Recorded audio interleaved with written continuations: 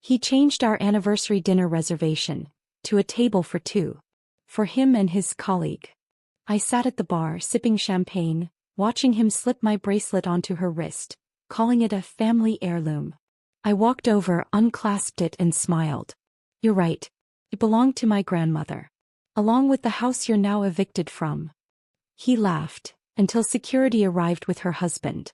I left them both with the bill and a restraining order. "Happy anniversary, darling." I wasn't supposed to be at the bar tonight. I was supposed to be seated at table 23, the best spot in the house, with a perfect view of the patio fountains and the Chicago skyline beyond the glass. But there I was, perched on a bar stool in my own restaurant, watching my husband of 8 years slide my grandmother's bracelet onto another woman's wrist. The champagne tasted bitter against my tongue as I observed them from across the room. I'd worked 16-hour days for months to bring Harvest Moon to life, my dream restaurant, finally a reality. Opening night had been flawless so far. The critics were impressed, the dining room was packed, and my signature autumn squash risotto had received nothing but praise. Everything was perfect except for the table I couldn't stop staring at. "Is everything all right, chef?" Marco, my head bartender, refilled my flute with Dom Perignon, the same bottle I'd been saving for Axel and me to share tonight. "Our 8th anniversary. Just taking a breather," I lied, forcing a smile. "The kitchen has everything under control." Before we begin this journey of betrayal and sweet revenge, I want to take a moment to thank you for joining me at tonight's table. If you're hungry for more stories of women reclaiming their power when the world serves them heartbreak, consider subscribing. It's completely free and helps our community of survivors and thrivers grow stronger. Now let's. 30 minutes earlier, I'd slipped away from the controlled chaos of the kitchen to freshen up before Axel arrived. We had reservations at 8, a table for two that I'd personally arranged with a tasting menu that told the story of our relationship through food. 8 courses for 8 years. I'd even asked the pastry chef to recreate our wedding cake for dessert. My phone had dinged with a text message as I was reapplying my lipstick. "Need to change reservation to accommodate colleague. Table for two, but I'll be bringing Hazel from the campaign office. You understand? Happy anniversary, will make it up to you." I'd stared at that message for a full minute, my heart sinking as I reread those clinical words. "You understand." Did I? This wasn't the first time Axel had prioritized his budding political career over our marriage. But bringing another woman to our anniversary dinner? That was new. I'd called the maitre d' immediately. "There's been a change to my husband's reservation," I said calmly. "Please keep his table for two, but add a glass of our best champagne at the bar." "That'll be for me." Now I watched as Axel laughed at something this Hazel said, his hand lingering on her forearm. She was everything I wasn't, polished in that campaign-ready way, with honey blonde hair that fell in perfect waves past her shoulders. Her red dress hugged curves that my chef's coat had hidden for years. I tugged self-consciously at my black dress, the one I'd bought especially for tonight, now feeling like an afterthought in my own restaurant. 8 anniversaries. The first, we'd gone camping in Michigan, making love under the stars after a dinner of hot dogs and beans. The 5th, Paris, where Axel had surprised me with cooking classes at Le Cordon Bleu, the push I'd needed to finally pursue my culinary dreams. Last year he'd forgotten entirely, coming home at midnight with a hastily purchased gas station rose and mumbles about campaign meetings running late. I fingered the stem of my champagne flute, remembering how we used to be. Before the campaign. Before his ambitions for state senate consumed everything. Before I became a box to check on his path to political success. Supportive wife, check. Small business owner, check. All-American backstory, check. The sommelier approached their table with the wine I'd selected for us, a 2012 Barolo that we'd first tasted on our honeymoon in Italy. Axel was making a show of it, explaining the wine to Hazel as if he were the expert. I watched her lean forward, captivated by whatever story he was telling. Then the light caught something on her wrist and my entire body went cold. The bracelet. My grandmother's tennis bracelet. Delicate diamonds set in white gold, with a distinctive Art Deco clasp that couldn't be mistaken for anything else. I'd worn it on our wedding day as my something old. It had been in my family for 3 generations. I remembered the day I'd shown it to Axel, telling him about my grandmother pawning it during hard times to keep our family afloat, only to buy it back years later with her saved tips as a waitress. How she'd given it to me on her deathbed, tips as a waitress. How she'd given it to me on her deathbed, making me promise to only share it with someone worthy of our family's resilience.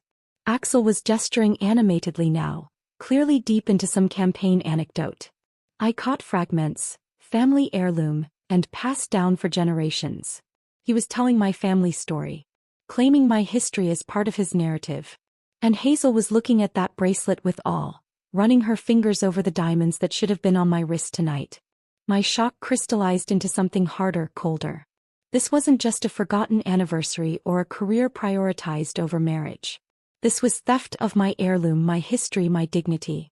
Marco, I said quietly, never taking my eyes off their table, could you please call Harrison from security?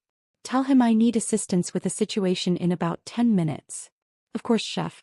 Is everything okay? It will be, I replied, setting down my champagne. It absolutely will be. As I slid off the stool, smoothing down my dress, I noticed another man seated at the far end of the bar. He kept glancing toward Axel's table, his expression darkening with each look. He was nursing what appeared to be his third whiskey, wedding ring glinting under the ambient lighting. Something about his discomfort resonated with mine.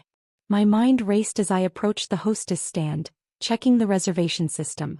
There it was, Hazel Montgomery. A quick social media search confirmed my suspicion.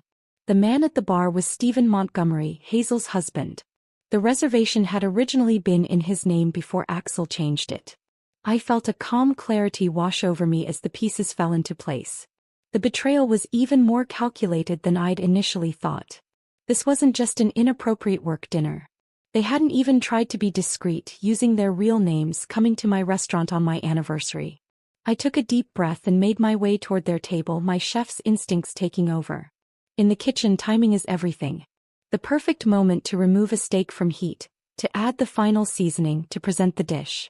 This confrontation required the same precision. As I approached, Axel still hadn't noticed me. He was too engrossed in whatever lie he was spinning, one hand now covering Hazel's, the diamonds of my grandmother's bracelet catching the light between their intertwined fingers. 3 steps away and I finally caught his eye.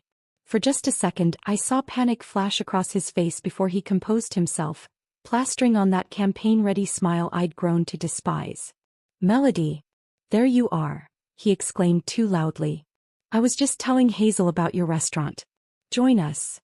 In that moment, looking at my husband pretending nothing was wrong while another woman wore my family's legacy on her wrist, something inside me hardened into diamond-like resolve. 8 years of compromises, of stepping back so he could step forward, of swallowing disappointment, it all ended tonight. I smiled, feeling more powerful with each step toward their table. Oh, I wouldn't miss this for the world, darling. Happy anniversary to us, indeed. Time seemed to slow as I approached their table, each step bringing me closer to a confrontation I never imagined having on what should have been one of the happiest nights of my life. My focus narrowed to the glittering diamonds encircling Hazel's wrist. Diamonds that held stories she couldn't possibly understand. The bracelet had first belonged to my great-grandmother Josephine, a wedding gift from her husband before he left for World War II. When he never returned, that bracelet became her lifeline. She sold 1 diamond at a time to feed her children during those desperate years, replacing each stone as she built a small dressmaking business from her kitchen table. By the time she passed it to my grandmother Eleanor, every diamond had been earned twice over. Mom always said that bracelet carried our family's tenacity in each stone. Diamond hard, diamond bright, she would whisper, running her fingers over the clasp. That's how Thompson women survive. I remembered sitting at my grandmother's vanity as a child, watching her fasten that bracelet before heading to her night shift. Eleanor had worked as a waitress at Callahan's Diner for 37 years. First to put my mother through college, then to help my parents when Dad's construction business faltered. The bracelet would catch the light as she poured coffee, the only luxury she allowed herself. Why don't you sell it? I once asked her during a particularly lean month when I overheard my parents discussing unpaid bills. We could get a new car. Eleanor had cupped my face in her hands, her eyes fierce despite her gentle touch. Melody Jane, some things are worth more than their price tag. This bracelet isn't just diamonds, it's every sacrifice, every triumph, every moment we chose courage over comfort. Someday when you understand what really matters, it'll be yours. I understood in 2008, when the Great Recession hit and my grandmother faced foreclosure on the small craftsman house my grandfather had built with his own hands. I was in culinary school then, barely making ends meet myself. She called me one evening, her voice strained but determined. "I'm pawning the bracelet tomorrow," she said simply. "Gran, no. There must be another way. I can drop out, get a full-time job." "This is exactly what it's for," she interrupted. "Your education matters. This house matters. The bracelet has saved this family before and it will again." For 9 months, the bracelet sat in a pawnshop while my grandmother worked double shifts despite her arthritis, while I catered events between classes, while we both